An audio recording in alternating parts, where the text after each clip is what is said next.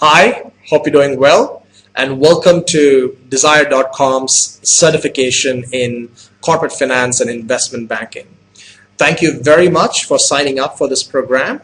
I'm sure you're a very busy person. You're probably a student in college, or you're probably working for a company, or maybe you run your own company, or maybe you're doing all of these three things. But nevertheless, I'm sure you're a very busy person, and the team at Desire and myself, we greatly appreciate the time and effort you're investing into this program. Thank you very much. I am Binny Matthews, and I will be the lead faculty for the rest of this program here. Very briefly about my background, I used to be an investment banker with Credit Suisse in New York. I used to specifically work with Credit Suisse's technology and media and telecom clients, and used to provide them strategic advice and used to execute various financing transactions for them. After Credit Suisse, I worked with Quinn Street. Quinn Street is one of the world's leaders in online education, and I used to head part of their sales and business development efforts. Currently, I am a full-time faculty at Desire.com. Once again, thank you and welcome to this program. So now, just the very fact that you've taken time to sign up for this course really means that you're very interested in your career path or your career trajectory, right? Maybe you want a promotion at work. Maybe you work for a financial services company or some other company, and having a basic financial skill maybe may get you a promotion. Maybe your current office looks something like this, one cubicle among 100 other cubicle, and maybe you want to migrate away from that into get a promotion where you have a corner office and nice sofas and wood desks and all of that. Or maybe you just want to move into the financial services industry. Somebody has told you can make a lot of money in financial services, so that is probably your goal. You probably drive a Nano like this right now, and you probably want a lot of money to buy a BMW, a fancy BMW car like that. Or maybe you probably read this statistic, a recent statistic, I forget where, I think I read it in the Hindu newspaper or the Economic Times, which basically said on matrimonial sites, yes, Indian matrimonial sites like Shadi.com and BharatMatrimony.com, the bride's parents have a huge preference for grooms who have backgrounds in finance. For whatever reason, girls' parents really want their daughters to get married to guys who have backgrounds in finance. So maybe you thought, I've already spent a few thousand rupees for registering in one of these websites, so why not spend some more money and actually kind of bolster up my credentials on that website. So maybe you're here so that you can get a certification to finally get somebody like this. So no matter what your reasons are, you're here in the right place. We appreciate your effort, and we are very happy to help you in any way you can. We can, yeah. So it's very important for us to understand why we are doing this, other than all these reasons we just walked through. Why are we learning corporate finance? And there's no better way to understand why we are learning corporate finance rather than illustrating that through an example of a life cycle of a company. The word life cycle probably sounds fairly complicated. It's very straightforward. What we are trying to understand here is, what does a company, a corporation, it could be any company, a small company, a big company, a medium-sized company, it could have 2 employees, 2 lakh employees. What does a company go through in its entire life cycle from day 1 onwards? We will outline that first, and then we'll understand where corporate finance fits in. In the life cycle of a company, just very initially, obviously we can't cover the entire life cycle of a company, that's very exhaustive. We're just going to take a small snapshot of it. Let's say the company started in a specific year, so the promoters invest money. So you're starting a company, you invest some money into the company, you run the company for a few months, maybe and then you start selling your products or your services. You have revenue coming in, you have expenses, you're making profit and loss, and then you're running the company for another year and a half. Business is good. You want to open up a second center, or you want to go into a new state, or you want to go into a new country, so you're expanding your business. And then you're expanding your business, you're making profits. Now you want to really make your business very, very big. Maybe you're making like, I don't know, 1 crore in revenue, and from there you want to take it to 100 crores. So you have to go and raise venture capital money from professional investors, and then maybe after some time you're doing really well, you want the company to grow faster, you probably go acquire another company. By acquire, I mean you go and buy another company, and then you're making a lot of profits, and finally you want to list in a stock market, do an IPO of your company, and so on and so forth. You get the idea, right? This is the never-ending process. You can go ahead, you can raise debt after that, you can sell yourself to another company, you can do a bunch of things after that, but you get the idea. So the role of corporate finance is that at a very fundamental level, corporate finance is the language of business. Everything here, whenever anybody discusses the pros and cons of every step of this life cycle, corporate finance is the language of the discussion. Now, for example, to expand your business, there's probably like 10 different ways you can expand your business. Do I have to get into a new category, or do I have to get into a new state, or should I get into a new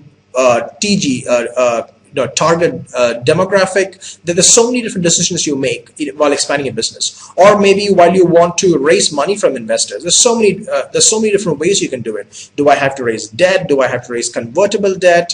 How much interest should I pay? How much of the company should I give to the investors? So you get the idea that while a company is evolving from day zero to whatever the end period is, there's so many decisions you have to make along while you're building up the company, and the fundamental to making those decisions in a very unbiased, objective, quantitative way is corporate finance. Corporate finance gives you those tools and techniques and the frameworks that you need to analyze each of these decisions along the way, and that's the role of corporate finance right here.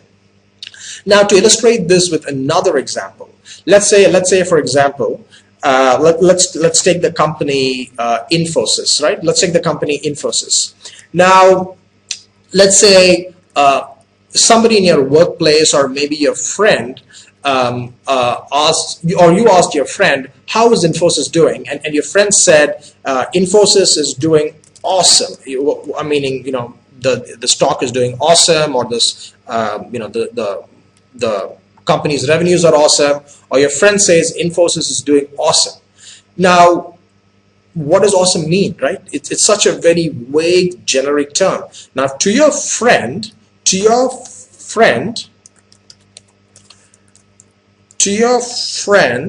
awesome probably means that Infosys's revenue is probably growing at 20% per month, 20% per year, sorry. So Infosys revenue is growing at 20% per year. Yeah.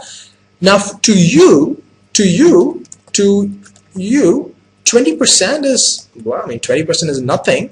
To you, awesome may be actually any company whose revenue grows at 35% per month. Yeah, revenue growth. So you are beginning to see the role corporate finance plays here. Without the aspect of revenue growths and margins and things like that, it's very difficult to objectively come to a decision about a company. You could just go on arguing forever on what is good and what is not good. Another example is, let's say you're working in a company and you're trying to decide, you probably work for a restaurant business, and you want to see if you want to launch a new chain of dosa restaurants. I'm a South Indian, I like my dosa, so let's just stick with the dosa for now, right? No offense to you if you're a North Indian, I really like North Indian food as well. So dosas, right? That's a pretty nice, delicious looking dosa. So maybe in your company, you're trying to decide, should you start a dosa restaurant, or maybe you just, teaming up with a bunch of friends to understand if you should do a dosa restaurant.